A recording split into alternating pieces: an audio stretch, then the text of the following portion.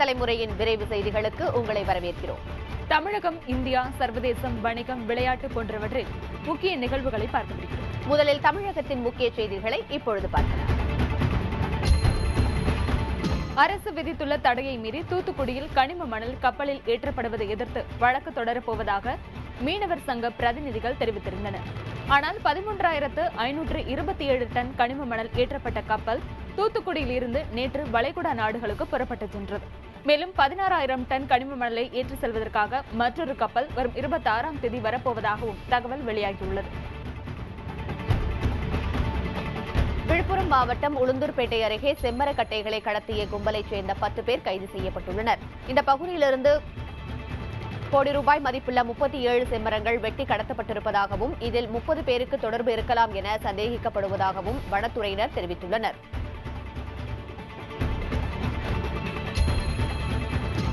சென்னையில் இலங்கை மீனவர்களுக்கும் தமிழக மீனவர்களுக்கும் இடையிலான பேச்சுவார்த்தைக்கு மத்திய அரசு ஏற்பாடு செய்ய வேண்டும் என பிரதமருக்கு முதலமைச்சர் ஜெயலலிதா வேண்டுகோள் விடுத்துள்ளார். தமிழக மீனவர்களை கைது செய்தல், நீண்ட காலம் சிறைப்படுத்துதல் போன்ற நட்புறவுக்கு எதிரான நடவடிக்கைகளை இலங்கை அரசு தொடர்ந்து மேற்கொண்டு வருவதாக பிரதமருக்கு எழுதியுள்ள கடிதத்தில் ஜெயலலிதா குற்றம் சாட்டியுள்ளார்.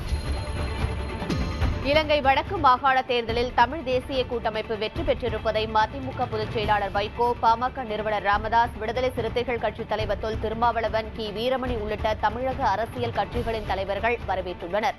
இலங்கை அரசின் பல்வேறு அடக்குமுறைகளையும் மீறி ஈழத்தமிழ் மக்கள் தங்கள் உணர்வுகளை பதிவு செய்திருப்பதாகவும் அவர்கள் கூறியுள்ளனர். முதலமைச்சர் ஜெயலலிதாவை சந்தித்து கோரிக்கைகளை தெரிவிக்கும் வரை தங்களது போராட்டம் தொடரும் என பார்வையற்ற மாற்றுத்திறனாளி பட்டதாரிகள் தெரிவித்துள்ளனர். ஆசிரியர் தகுதி தேர்வு தகுதி மதிப்பெண்களை குறைக்க வேண்டும், பார்வையற்ற பட்டதாரிகளுக்கு இடஒதுக்கீடு அடிப்படையில் பணி வழங்க வேண்டும் என்பன உள்ளிட்ட 9 அம்ச கோரிக்கைகளை வலியுறுத்தி பார்வையற்ற பட்டதாரிகள் தொடர் போராட்டத்தில் ஈடுபட்டு வருகின்றனர். கனிம மணல் ஏற்றுமதியின் மூலம் 10 லட்சம் கோடி ரூபாய் அளவில் மோசடி நடந்துள்ளதாக தேமுதிக தலைவர் விஜயகாந்த் குற்றம் சாட்டியுள்ளார். தூத்துக்குடியில் தேமுதிகவின் 9வது ஆண்டு தொடக்க விழா பொதுக்கூட்டம் நடைபெற்றது. கூட்டத்தில் பேசிய விஜயகாந்த், கனிம மணல் கொள்ளைக்கு அரசு அதிகாரிகள் உடந்தையாக இருந்துள்ளனர் என அவர் கூறியுள்ளார். 20 அடி ஆழத்திற்கு கடற்கரைகளில் மணல் வெட்டி எடுக்கப்பட்டுள்ளதாகவும் அவர் கூறியுள்ளார். மதுரை மாவட்டம் சமயநல்லூர் அருகே லாரி மோதியதில் இருசக்கர வாகனத்தில் சென்ற 2 இளைஞர்கள் உயிரிழந்தனர். விபத்திற்கு காரணமான லாரிக்கு இறந்தவர்களின் உறவினர்கள் தீ வைத்ததால் பரபரப்பு ஏற்பட்டது. தீயணைப்பு படையினர் உடனே தீயை அணைத்தனர். இறந்தவர்கள் ராஜதுரை மற்றும் கிலீப்பன் என்பதும் இவர்கள் மதுரையை நோக்கி சென்று கொண்டிருந்த போது இந்த விபத்து நிகழ்ந்தது என்பதும் விசாரணையில் தெரியவந்துள்ளது. பரதநாட்டியத்தை பள்ளி பாடத்திட்டத்தில் சேர்க்க வேண்டும் என்று நாகை மாவட்டம் சீர்காழியில் இசைப்பள்ளி ஆசிரியர்கள் கோரிக்கை வைத்துள்ளனர். சீர்காழி சட்டநாதர் கோவிலில் பரத கலையை போற்றி பாதுகாக்கும் வகையில் குழந்தைகள் பங்கேற்ற பரதநாட்டிய நிகழ்ச்சி நடத்தப்பட்டது.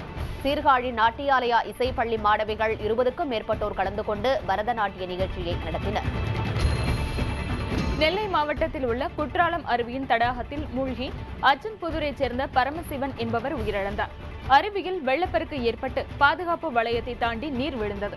அப்போது எச்சரிக்கையை மீறி பாதுகாப்பு வளையத்தின் மீது ஏற பரமசிவன் முற்பட்ட போது தடாகத்தில் விழுந்ததாக கூறப்படுகிறது.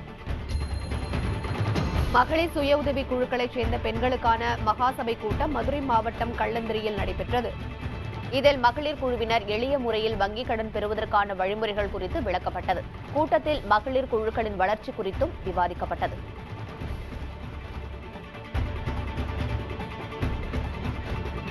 இதுவரை தமிழக நிகழ்வுகளை பார்த்தோம். இனி தேசிய அளவிலான முக்கிய செய்திகளை இப்பொழுது பார்க்கலாம். தேசிய ஒருமைப்பாட்டு கவுன்சில் கூட்டம் பிரதமர் மன்மோகன் சிங் தலைமையில் டெல்லியில் இன்று நடைபெறவுள்ளது. 2 ஆண்டுகளுக்கு பிறகு நடைபெறவுள்ள இந்த கூட்டத்தில் மத நல்லிணக்கத்தை பேணி காப்பது குறித்து விவாதிக்கப்பட உள்ளது. வகுப்பு கலவர தடுப்பு மசோதா குறித்தும் ஆலோசிக்கப்பட உள்ளதாக தெரிகிறது. உத்தரப்பிரதேசத்தில் முசாஃபர் நகரில் நிகழ்ந்த வகுப்பு கலவரம் எதிரொலியாக மாலிக்புரா கிராம மாணவர்கள் பள்ளி செல்வதை தவிர்த்து வருகின்றனர். ஊரடங்கு உத்தரவு முழுவதுமாக தளர்த்தப்பட்டிருந்தாலும் கூட மீண்டும் கலவரம் வெடிக்குமோ என்ற அச்சத்தின் காரணமாக பள்ளி கல்லூரிக்கு செல்வதை விரும்பவில்லை என மாணவர்கள் தெரிவித்துள்ளனர். உத்தரப்பிரதேச மாநிலம் முசாபர் நகர் மாவட்டத்தில் நடைபெற்ற கலவரம் தொடர்பாக மேலும் 85 பேர் மீது வழக்கு பதிவு செய்யப்பட்டுள்ளது. பாதிக்கப்பட்டவர்கள் கொடுத்த புகாரின் பேரில் இவர்கள் மீது வழக்கு பதிவு செய்யப்பட்டுள்ளதாக காவல்துறையினர் தெரிவித்துள்ளனர். இரு பிரிவினரிடையே கலவரத்தை தூண்டும் வகையில் செயல்பட்டது உள்ளிட்ட பிரிவுகளின் கீழ் வழக்கு பதிவாகியுள்ளது. மருத்துவ மாணவி பாலியல் வன்கொடுமை வழக்கில் 4 பேருக்கு விதிக்கப்பட்ட தூக்கு தண்டனை குறித்து டெல்லி உயர்நீதிமன்றம் இன்று விசாரிக்கிறது. அவர்களுக்கு அளிக்கப்பட்ட மரண தண்டனையை உறுதி செய்வதற்காக அது தொடர்பான குறிப்புகளை வழக்கை விசாரித்த சிறப்பு நீதிமன்ற உயர்நீதிமன்றத்திற்கு அனுப்பியுள்ளது. நீதிபதி ரவா தலைமையிலான அமர்வு இதனை விசாரிக்கிறது. செவ்வாய் கிரகத்திற்கு அக்டோபர் 28ஆம் தேதி விண்கலம் அனுப்ப தேசிய நிபுணர்கள் குழு ஒப்புதல் அளித்துள்ளதாக இஸ்ரோ வட்டாரங்கள் தெரிவித்துள்ளன.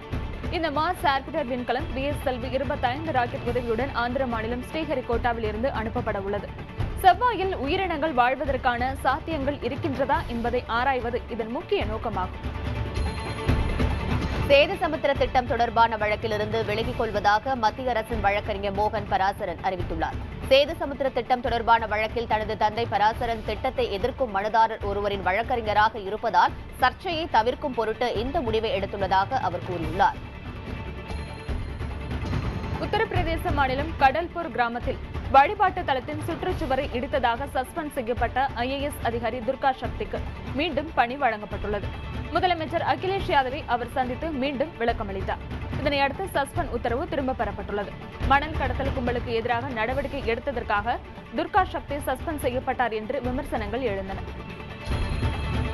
கென்ய தலைநகர் நைரோபியில் நடத்தப்பட்ட தாக்குதலுக்கு பிரதமர் மன்மோகன் சிங் கடும் கண்டனம் தெரிவித்துள்ளார். தாக்குதலில் உயிரிழந்த இந்தியர்களின் குடும்பத்தினருக்கு தேவையான அனைத்து உதவிகளையும் செய்யும்படி வெளியுறவுத்துறைக்கு அவர் உத்தரவிட்டுள்ளார். இதேபோல் பாகிஸ்தானின் பெஷாவர் தேவாலய தாக்குதலுக்கும் பிரதமர் மன்மோகன் சிங் கண்டனம் தெரிவித்திருக்கிறார்.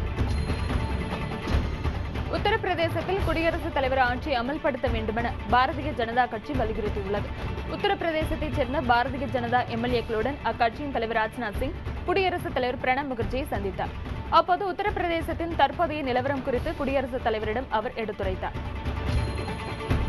நாடாளுமன்ற தேர்தலில் 3வது அணி அமைக்கும் முயற்சியாக தெலுங்கு தேசம் கட்சித் தலைவர் சந்திரபாபு நாயுடு ஐக்கிய ஜனதாதள தலைவர் சரத் யாதவை சந்தித்து பேசினார். டெல்லியில் நடைபெற்ற இந்த சந்திப்பின் போது பாரதிய ஜனதா, காங்கிரஸ் கட்சிகளை தவிர்த்து மாற்று அணி அமைப்பது குறித்து இருவரும் ஆலோசித்ததாக தெரிகிறது.